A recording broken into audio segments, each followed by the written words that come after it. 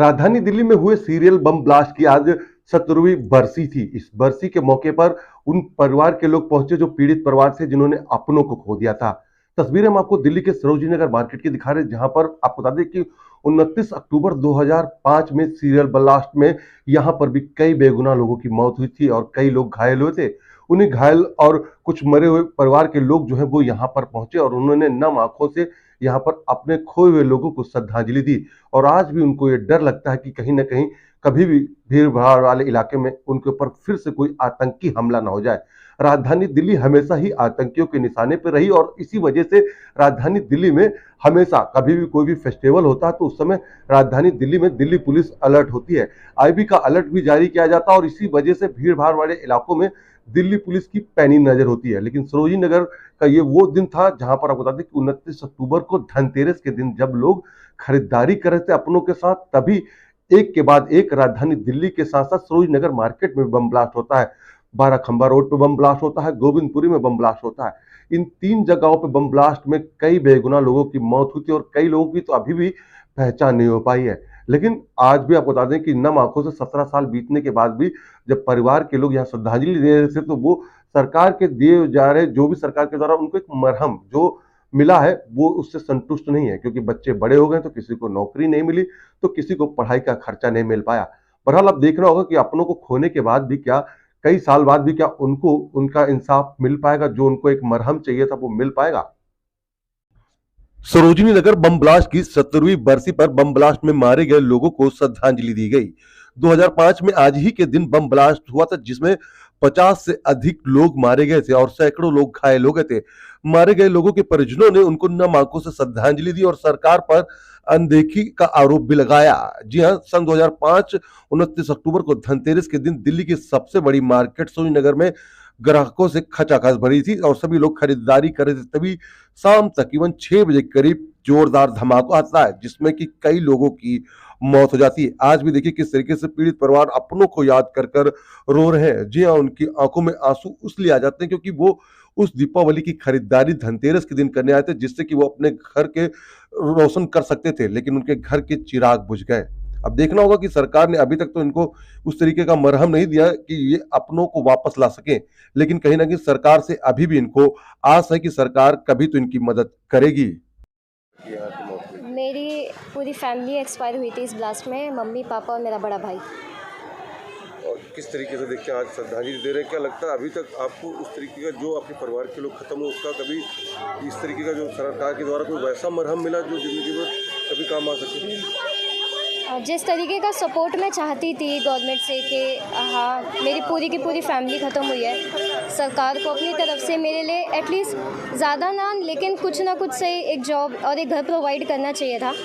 But 17 साल हो चुके हैं सर, अगर तब उस टाइम का कंपनसेशन मेरा 1 साल पहले ही पास हुआ है तो सर मुझे उम्मीद नहीं है, लेकिन मैं चाहती ज़रूर थी कि सरकार थोड़ा सा ध्यान दे इस चीज़ पे। मनीषा, आज भी इस तरीके की दहशत लगता है कि रहती है आप लोगों को भीड़ भाड़ वाले इलाके में? जी बिल्कुल रहती है। मैं त्योहारों पे खासकर मैं भीड़ भाड़ वाले इलाके में नहीं निकलती क्योंकि मुझे डर है, आज भी है, हमेशा ही रहेगा आगे के कहीं कुछ ना हो जाए। जी बिल्कुल नहीं मिल पाया है। हम 6 लोग थे, सिर्फ मैं और मेरी मम्मी बचे थे। 4 लोगों की डेथ हुई जिसमें मेरी 8 महीने की एक सिस्टर थी। वो मंज़र हमारी नज़रों से कभी नहीं जाएगा और महज कंपनसेशन देने से कुछ नहीं होता। ऐसा लगता है जो लोग चले गए उनकी जान की कीमत लगा दी गई हो। उसमें भी कंपनसेशन जो गवर्नमेंट ने दिया था वो 3 साल के बाद जाके मैच्योर हुआ था, लास्ट ईयर ही मिला है। ऑलरेडी 16 साल के बाद हम लोगों को जाके कंपनसेशन मिला था। क्या लगता है अभी भी आप लोगों को डर लगता है इस तरीके का? जी बिल्कुल, इतना हम डर के मारे ही पब्लिक प्लेसेस में जाने से आज भी डरते हैं। यही वजह थी कि हम दिल्ली 8 साल पहले छोड़ के गए हैं। आज भी कोई फेस्टिवल आता है हम मार्केट्स में नहीं जा पाते। आपकी फैमिली में कितने लोगों की डेथ हुई? 4 लोगों की डेथ हुई थी। मैं और मम्मी बचे थे, मेरी नानी, मेरी मासी और मेरी 8 मंथ्स की सिस्टर थी और एक हमारी फ्रेंड आई हुई थी बनारस से, उनकी डेथ हुई थी यहाँ पे। कहाँ मिल पाया बस, आप भी हर साल हम लोगों के साथ यहीं पे 29 अक्टूबर 2005 को खड़े होते हैं। हर साल हम लोग डिमांड कर रहे हैंगे कि भाई इनकी रिहेबिलिटेशन के लिए कुछ करे सरकार। जिस टाइम ब्लास्ट हुआ था 29 अक्टूबर 2005 को बड़े बड़े वादे किए गए थे कि जी इनको मकान भी देंगे, इनके बच्चों को नौकरी भी देंगे, जो भी कुछ होगा इनके रिहेबिलिटेशन के लिए हम लोग करेंगे। ना उसमें दिल्ली सरकार ने करा, ना कुछ इस सरकार ने करा।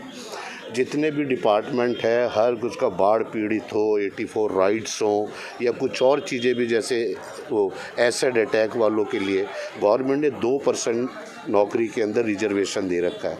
हमने 10 बार लिखे और हर साल लिखते हैं। एक लेटर ज़रूर आता है कि हम लोग कर रहे हैं, पर 17 साल आने को हो गए, अभी तक कुछ भी नहीं हुआ है। बच्चे बड़े हो गए हैं, जो लोग बेचारे स्वर्गवास हो गए हैं बम ब्लास्ट में 17 साल में, नौकरी के लिए इधर उधर भटक रहे हैं। ये मनीषा है, दीक्षा है, ये मेरठ से आते हैं, इनके मम्मी पापा, इनके मतलब बहुत सारी ऐसी तकलीफ़ें हैं जो किसी भी सरकार की तरफ से सुनवाई नहीं होती हैगी। तो हम तो यही हाथ जोड़ के प्रार्थना करते हैं सरकार से कि भाई इनके रिहेबिलिटेशन के लिए। कुलदीप जी हैं, इन्होंने 200 से ज़्यादा लोगों की जान बचाई थी। डीटीसी बस के अंदर बम था, सवारियां उतारी, उसके बाद फिर साइड में बस लेके गए, वहाँ से बम निकाल के पेड़ के नीचे रखने लगे, ब्लास्ट हुआ। आज तक इन्होंने अपने बेटे की शक्ल नहीं देखी। इतनी सारी चीज़ें हैं, अगर गंभीरता से सरकार थोड़ा सा भी इनको सोच ले तो शायद इन लोगों का कुछ उद्धार हो जाए। हम तो यही सरकार से प्रार्थना करते हैं।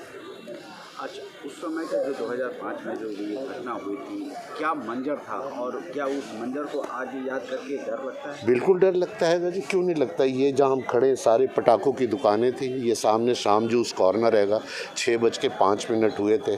मैं भी यहीं पे खड़ा हुआ था क्योंकि यहाँ इतनी भीड़ थी। धनतेरस का दिन था, सामने पुलिस बूथ से मैं पुलिस वाले को बुलाने गया, तब तक धमाका। चारों तरफ देखा तो जख्मी हालत में लोग पड़े हुए थे। यहाँ आग लग गई थी, आग बड़ी मुश्किल से बुझाई गई, फायर ब्रिगेड जब तक आई। उसके बाद देखा तो चारों तरफ लाशें थी। सबसे पहले हम लोगों ने यहाँ से पटाखों की दुकानें हटाई कि भाई अगर पटाखों में आग लग गई तो वो रॉकेट होते, पूरी मार्केट में आग लगती। तो वो मंजर देख के कई बॉडी ऐसी थी, कोई लेडीज़ जेंट्स वो पहचान में नहीं आ रहे थे। हमने एक को उठाया तो एक का हाथ ही हाथ में आ गया। आज तक कभी ऐसा मंजर देखा ही नहीं था। कुछ विदेशी लोग भी थे बेचारे, उन लोगों के लिए भी फिर हमने एम्बुलेंस में भर के वो करा। उसके बाद वहाँ से ज़िंदगी मेरी तो थोड़ी बदली।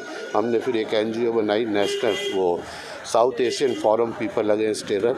उसके माध्यम से दिल्ली में जितने बम ब्लास्ट हैं या कई और भी जगह है, वहाँ हम जाके उन लोगों के साथ खड़े होते हैं। बाकी तो मदद होती या नहीं होती वो ऊपर वाला जाए। बच्चों के लिए तो कुछ किया ही नहीं। अभी एजुकेशन के लिए हमने मांग करी थी, अशोक रंधावा जी से बोला था। ये कह रहे कि वो एप्लीकेशन लगा रखी है, कोई सुनवाई नहीं हो रही सर। बच्चों को पढ़ाई के लिए स्कूल की पढ़ाई बहुत महंगी हो रही है। आपने उस ब्लास्ट के अंदर अपनी आंखें गंवा दी और अपनी जान को जोखिम में डालकर कई लोगों की जान बचाई। लगता है कि सरकार को अभी तक कोई ध्यान नहीं दे रही है आपके पास? ध्यान तो कुछ दे ही नहीं रहे सर। पर ये है कि हम तो ये चाहते हैं कि भाई हमारे बच्चों की एजुकेशन के लिए फ्री किया जाए, या भाई कहीं अच्छी कॉलेज वगैरह में बच्चों का एडमिशन हो जाएगा।